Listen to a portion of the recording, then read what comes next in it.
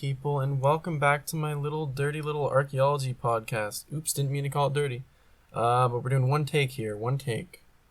So today I wanted to talk a little bit about lithics, and I wanted to talk about flint knapping, two things that have been very, just on my mind lately. So I just wanted to talk a little bit about what I discovered in my research and what some of my colleagues discovered, as well as a special little interview from somebody in the field. So stay tuned for that. Ho-ho!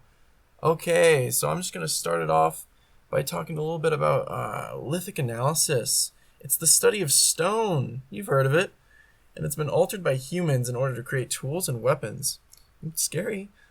These tools include bifaces, knives, hand axes, and even more than that. Can you believe that? Some sort of weapons in lithics. They can include spear points, arrowheads, and even like sorts of knives. Spearheads and arrowheads are pretty common in the field of archaeology to find. Lithic study is more than just the finished product, however. There's something called debitage. You heard of that one? That's the little flakes that are left behind, and archaeologists tend to study those too. Isn't that something? Flint knapping is the process of using a hammer stone to remove large chunks of stone and shaping that tool for intended use. You can understand that. You ever done anything like that, audience? Well, I have. I carved a potato once to make it look like a bit of a biface. That's just a bit into my crazy life. All right. And something that's really important to this process is, we already mentioned the hammerstone, but it turns out antler points. Antlers are pretty useful for making this stuff. Would you have known that before coming into this? Anyway, thanks for sticking around. Archaeologists studied the location of these lithics. You could have guessed that.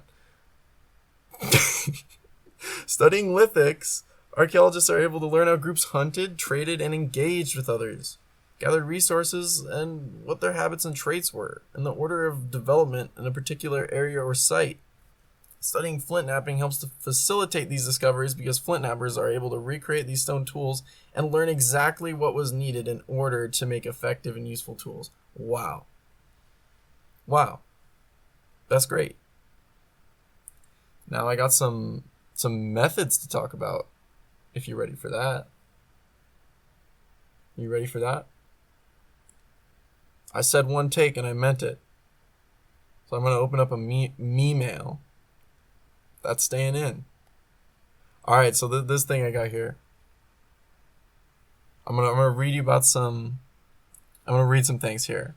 Determining whether a stone is a tool or just an eroded rock requires deeper understanding towards the makeup of rocks and intention of knapping. This is flint knapping, remember? The methods of a natural occurrence's actual use, academic self-teaching, or intent to exploit all use flint knapping to obtain the result. Let me break this down for you. So, I'm interested in this first part. It's like, because I always ask about this, is do archaeologists need the help of geologists? And I'm thinking, yeah. So much of archaeology is dealing with digging in the rocks and dirt, if you ever heard of rocks and dirt before. Geologists are actually a big fan of this.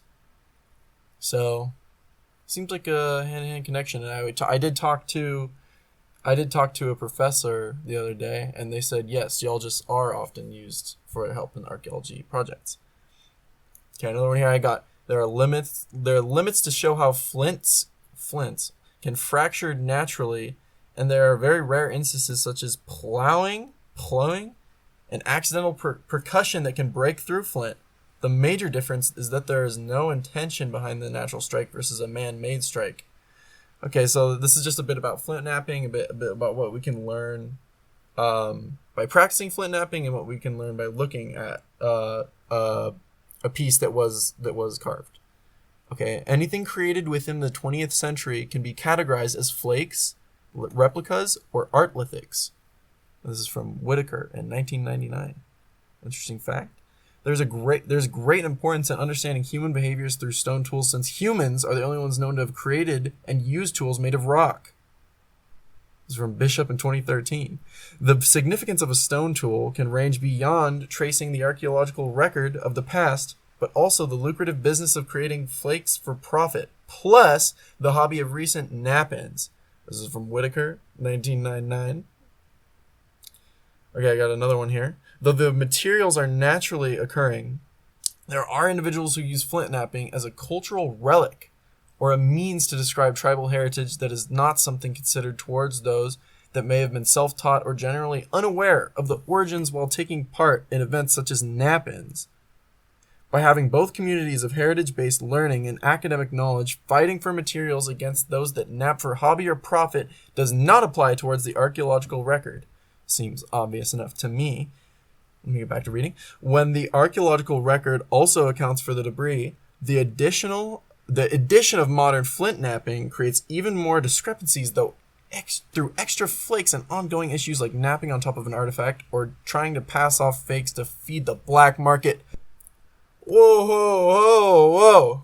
Excuse me, I know I said one take, but when I got so angry there, I'm not kidding with you. I pounded the desk when I read about this black market stuff.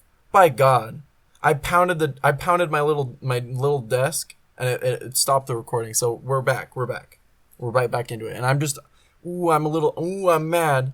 I'm still mad about this thing. That people are doing this. They're creating fakes and putting them on the black market. That's not good. I don't like this.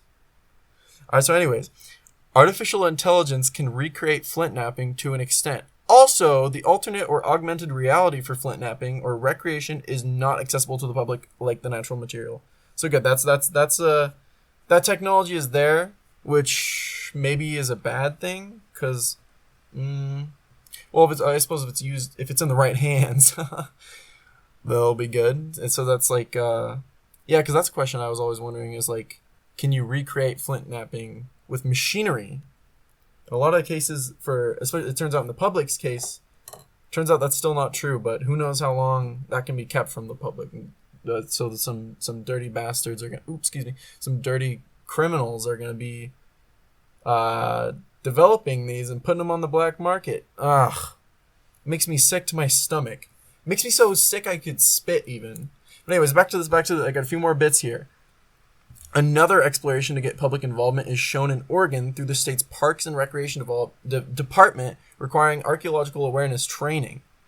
Oh, see, it's like this could be a good thing here, could it? A Parks and Rec in Oregon, they want public involvement, so they're doing archaeological awareness training. See, but it's like, how many people are showing up to that? How many people can Parks and Rec get out there? And it's like, at that point, are they going to be getting the right people? Are they going to be getting the right people out there for the awareness? Because there's a lot of dirty, rotten, bad boys out there, if you catch what I'm saying. And I don't think they're going to know awareness training. But, of course, awareness is mostly for the spread of information, not necessarily to teach that specific person, so that person can teach it to the other people, and maybe they'll teach a bad egg. You know what I'm saying? Okay, I got one more here. Processes like the one in Oregon allow larger developments that are run by governments to fund towards informing state employees of the importance of the making and use of stone tools through demonstration. This allows the public to get informed and involved about preservation when they visit an Oregon park, about the significance of the rocks, flakes, or possible tool encounters. Oh, so a little more on that. Okay. Looks like, yeah. Informing the state employees. So this is much bigger than just a few people taking a weekend to learn about this. Seems to be a serious effort here, if I will. Okay, so I've talked about, that was from my colleague Jaime, and I've already talked about my colleague Nine and Nine's work, and now I'm going to talk a little bit about my work. So I wrote a paper about my argument was I was using looting as the way to argue that archaeology should be important to the public, and the main takeaway there that I ended up coming to was that their archaeology is popular, it is in media, but I think there's a disconnect between I describe it as the findings of archaeology and the processes of archaeology. So just like we were talking about with the parks department, you know, people love their Indiana Jones. You know it, I know it. Ugh. I love my Indiana Jones too, except the second movie is racist and sexist. But Indiana Jones is so cool. He's going in there and doing archaeology really bad, but the people love it. They love it. It's so cool. It's so interesting, mysterious. Ooh, but there's a problem. There's a problem is that's the only part they're interested in. And now there's a smaller group of people that are, but it's still a substantial group of people that will look at in the news, and they'll see new archaeological findings, and that's super interesting. Like, because that's like, okay, that's real Indiana Jones. That's interesting. But there's so much more like of the nitty gritty of archaeology, like where people are really getting into it, and dealing with looters is just, it's not something that's, super interesting for people to learn about. And I think if that gap can be bridged, if we can pull those people back in, if we can rope them in, ooh, that'll be good. Because then the people that they have that interest in the products of archaeology, then they'll potentially start to care about looters giving a real hard time to these archaeologists. So that's what we three talked about. And then I think I'm ready. I'm ready to play you guys a little clip of me interviewing a special fella. Name's Garrett. He's a master's student at WSU, and he's a flint napper. And I asked him all sorts of questions. I talked to him off the books. I didn't just interview him for the pod. I was also, he's a nice guy. He was talking to me a lot about his academic career. And gee, what a fella. And I'm stalling right now because I'm trying to find his full name. Garrett Toombs! Garrett Toombs is his full name. And I met with him in Flint Knapping Club. He has hours designated for a Flint Knapping Club. Anyway, so without further ado, here's the little bit of the interview we did. Okay, so the first question is, what led you to your current research, and why do you use flint knapping to better understand it?